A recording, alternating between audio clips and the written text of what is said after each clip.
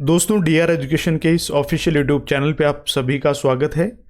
देखिए दोस्तों, एनसीएल हैम ऑपरेटर का जो एग्ज़ाम 1 अक्टूबर 2023 को कंडक्ट करवाया गया था, उसकी आंसर की 5 तारीख को रिलीज़ कर दी गई थी। और आई होप आप में से ऑलमोस्ट कैंडिडेट्स ने अपनी आंसर की चेक कर ली होगी। आपके कितने कितने मार्क्स बन रहे हैं वो भी आप सभी ने चेक कर लिए होंगे। लेकिन अभी बात आती है ऑब्जेक्शंस पे कि कौन कौन से क्वेश्चंस पे आपको ऑब्जेक्शन लगाना है, या जनरली जो क्वेश्चन गलत है जिस पे आपको ऑब्जेक्शन लगाना चाहिए उस पे बात करेंगे, और किस तरीके से आपको ऑब्जेक्शन लगाना है। अब जिन्होंने जो क्वेश्चन मेरे पास सेंड किया, सर इस पे ऑब्जेक्शन लगाना चाहिए, ये क्वेश्चन गलत है, उन सभी क्वेश्चंस को मैंने पर्सनली रिव्यू किया, जिसमें से मुझे सिर्फ एक मैथ का क्वेश्चन है जो गलत लगा है अभी तक, और जो जनरली गलत भी है। ठीक है, उसको सॉल्यूशन भी मैं आपको बताऊंगा, और आपको पीडीएफ के रूप में कैसे क्या लगाना है वो भी डिटेल से मैं आपको बताने वाला हूँ। तो पहले क्वेश्चन देख लेते हैं, और उसके बाद हम कैसे ऑब्जेक्शन लगाना है उस पर बात कर लेंगे। अब देखिए, जो क्वेश्चन आप स्क्रीन पर देख पा रहे हैं ये मैथ का क्वेश्चन है, और जिस कैंडिडेट की ये आंसर की है, मतलब जिस कैंडिडेट ने मेरे पास क्वेश्चन पेपर सेंड किया था, उसकी आंसर की में क्वेश्चन नंबर 10 था। हो सकता है कि आपके क्वेश्चन पेपर के अंदर, यानी जो आपकी आंसर की उसमें इस क्वेश्चन का जो नंबर है वो डिफरेंट हो सकता है, लेकिन यहाँ पे जो क्वेश्चन आईडी आप देख रहे हैं राइट हैंड साइड में, ये क्वेश्चन आईडी आपको सिमिलर मिलेगी, आप चेक कर लेना, सर्च कर सकते हैं। ठीक है, क्वेश्चन क्या है मैथ का कि साधारण ब्याज की एक निश्चित दर पर 9600 रुपये की एक धनराशि 3 वर्षों में 11,904 रुपये हो जाती है। उसी धनराशि पर, यानी इसी सिमिलर जो धनराशि 9600 रुपये पर 4 वर्षों के लिए समान ब्याज दर पर ब्याज ज्ञात करना है आपको। ठीक है, तो देखिए, अगर आप निकालना चाहें इस क्वेश्चन को तो किस तरीके से निकाल सकते हैं। हालांकि मैंने फुल सॉल्यूशन कर दिया है इसका खुद टाइप करके, तो आप आराम से उसकी पीडीएफ है वो ऑब्जेक्शन में अपलोड कर सकते हैं, लेकिन मैं आपको सोल्व करके बता देता हूं। जिन कैंडिडेट्स ने, हो सकता है कि जल्दबाजी में 3702 ही वो कराए हों, लेकिन इस क्वेश्चन का राइट आंसर कौन सा होगा और आपको क्या क्या ध्यान रखना है ऑब्जेक्शन लगाने के टाइम पे, वो देख लीजिए। यहाँ पे अब देखिए, यहाँ पे मैं लिख सकता हूँ कि प्रिंसिपल मेरे पास 9600 रुपये है। अगर मैं यहाँ पे टाइम लिखना चाहूँ तो 3 साल है। ठीक है, और अगर मैं यहाँ पे अमाउंट लिखना चाहूँ तो भाई मुझे पता चल गया कि 9600 रुपये है, वो 3 साल में आगे बढ़ करके, यानी ब्याज जुड़ करके 11,904 रुपये हो चुका है।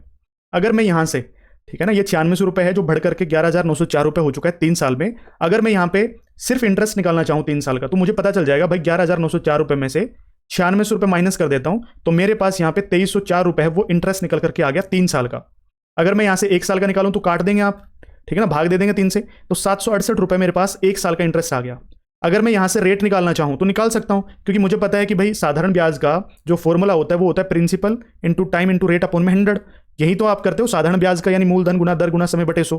तो अगर मैं यहाँ पे बात करूँ 9600 रुपये मेरे पास प्रिंसिपल था, अगर मैं यहाँ 1 साल के लिए और किसी एक स्पेसिफिक रेट से एक अमाउंट जो है वो लगाऊं, तो मेरे पास यहाँ से ब्याज निकल करके आ रहा है 1 साल का 768 रुपये। तो यहाँ से मेरे पास रेट निकल करके आ जाएगा, यानी दर 0 से 0 काट देंगे यहाँ से, और 768 को 96 से भाग देंगे, तो यहाँ से 8% मेरे पास रेट निकल करके आ गया 1 साल का, कि मुझे जो अमाउंट लगाना है यानी 9600 रुपये, वो अगर मैं 8% रेट से लगाऊंगा तो मेरे पास 1 साल का ब्याज 768 रुपये निकल करके आएगा।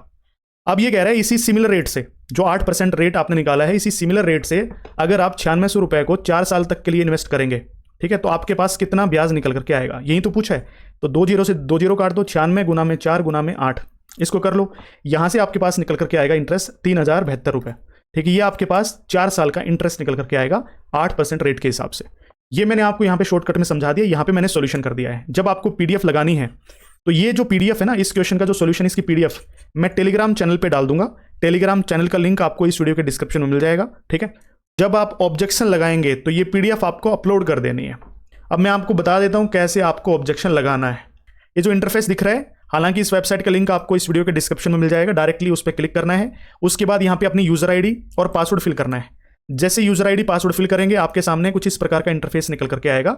यहाँ पे applicants detail, help desk, objection forum, और यहाँ पे कैंडिडेट रेस्पॉन्स। ठीक है, जैसे कैंडिडेट रेस्पॉन्स पे कर रहे थे तो यहाँ पे click here to generate it, यानी जो आपकी आंसर की या क्वेश्चन पेपर निकाल रहे थे तो यहाँ से निकाल रहे थे, लेकिन उसी के साथ में यहाँ पे ऑब्जेक्शन फॉर्म का एक सेक्शन दिखता है, उस पर आपको क्लिक करना है। यहाँ पे जो प्लस का बटन है ना, इस प्लस पे क्लिक करना है। जैसे ही प्लस पे क्लिक करेंगे तो आपके सामने कुछ इस प्रकार का इंटरफेस निकल करके आएगा। ठीक है, शिफ्ट वगैरह आपकी डिटेल्स हैं वो बताई रहेंगे आपको। उसके बाद यहाँ पे जिस क्वेश्चन आईडी में आपको डाउट है, ठीक है, वो क्वेश्चन आईडी यहाँ पे फिल करनी है। तो जो हमारा ये क्वेश्चन था, ठीक है, उसकी क्वेश्चन आईडी ये थी जो मैंने यहाँ पे फिल कर रखी है। तो नेचर ऑफ ऑब्जेक्शन में आपको भाई ये गलत या अस्पष्ट पर्सन है, पाठ्यक्रम से बाहर यानी आउट ऑफ सिलेबस है, या इसके ऑप्शन सारे के सारे गलत हैं, या एक से अधिक सही उत्तर हैं, या फिर गलत उत्तर कुंजी है यानी इनकरेक्ट आंसर की है। तो ऑब्वियस सी बात है जो आंसर की वो गलत है, तो मैं इस पर क्लिक करता हूं। तो फिर ये आपसे मांगेगा भाई करेक्ट ऑप्शन आईडी क्या है। तो जो क्वेश्चन मैंने आपको दिखाया था उसके नीचे भाई उसका करेक्ट आंसर कौन सा ऑप्शन है, उसके सामने उसका करेक्ट ऑप्शन आईडी लिखा मिलेगा आपको, ठीक है। और इस क्वेश्चन में जो करेक्ट ऑप्शन आईडी है वो ये है, आप देख सकते हैं। उसके बाद देखिए यहाँ पे लिखा हुआ है do you want to add remarks, तो यहाँ पे यस पे क्लिक करना है और रिमार्क्स में लिख देना है full solution of this question is uploaded below, ठीक है। और यहाँ पे आप नीचे क्लिक हेयर टू अपलोड पे क्लिक कर देंगे, ठीक है। जैसे आप यहाँ पे क्लिक करेंगे, यहाँ पे देखिए ड्रॉप फाइल हेयर या ब्राउज टू अपलोड पे क्लिक करना है, और जहाँ पे यानी आपके लैपटॉप या मोबाइल में जहाँ पे भी आपकी जो फाइल है PDF फाइल जो सेव हो रखी है वहाँ से वो फाइल आपको यहाँ पे अपलोड कर देनी है। जैसे ही आप अपनी फाइल यहाँ पे अपलोड कर देंगे उसके बाद यहाँ पे लिखा मिलेगा आपको file has been successfully uploaded, ये आपको ऑप्शन दिख जाएगा। उसके बाद यहाँ से क्लोज कर देना है। क्लोज करने के बाद यहाँ पे सबमिट के ऑप्शन पे सबमिट कर देना है, ठीक है। तो जैसे ही यहाँ पे सबमिट के ऑप्शन पे क्लिक करेंगे उसके बाद आपके सामने ओके का ऑप्शन आएगा, ओके करना है। जैसे ही ओके करेंगे उसके बाद आपके सामने कुछ इस प्रकार की डिटेल्स निकल करके आ जाएंगी कि भाई कौन से क्वेश्चन पे आपने ऑब्जेक्शन लगाया है, question ID, nature of objection, correct question ID, यहाँ पे रिमार्क्स के बाद आपका जो रिमार्क्स आपने फिल किया है, और यहाँ पे अटैचमेंट। जैसे ही इस पे क्लिक हेयर पे क्लिक करेंगे जो आपने ऑब्जेक्शन लगाया है यानी अपलोड किया है डॉक्यूमेंट, जो मैंने आपको सॉल्यूशन दिया था वो सॉल्यूशन आपके सामने निकल करके आ जाएगा। तो आपको ये समझ में आ जाएगा कि भाई मेरा ये क्वेश्चन है, इस पर मैंने अपना जो ऑब्जेक्शन वो सबमिट कर दिया है, ठीक है दोस्तों। ऐसे आप इस क्वेश्चन के ऊपर ऑब्जेक्शन लगा सकते हैं और यही जेन्युइन क्वेश्चन है जो गलत है।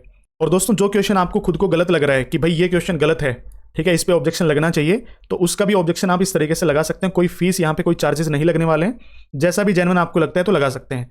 मेरी पर्सनल राय ये रहेगी कि मुझे तो सिर्फ यही क्वेश्चन है जो गलत लग रहा है। बाकी देखिए आप एक बार क्वेश्चन को इंग्लिश लैंग्वेज में जरूर चेक कर लें अगर आपके पास इंग्लिश में आंसर की है तो, क्योंकि क्या होता है कि डिपार्टमेंट हमेशा जो क्वेश्चन इंग्लिश में होता है ना, टाइप किया हुआ इंग्लिश में होता है, उसको ही जेन्युइन आंसर की है वो मानता है। तो ये आपको ध्यान रखना है, ठीक है।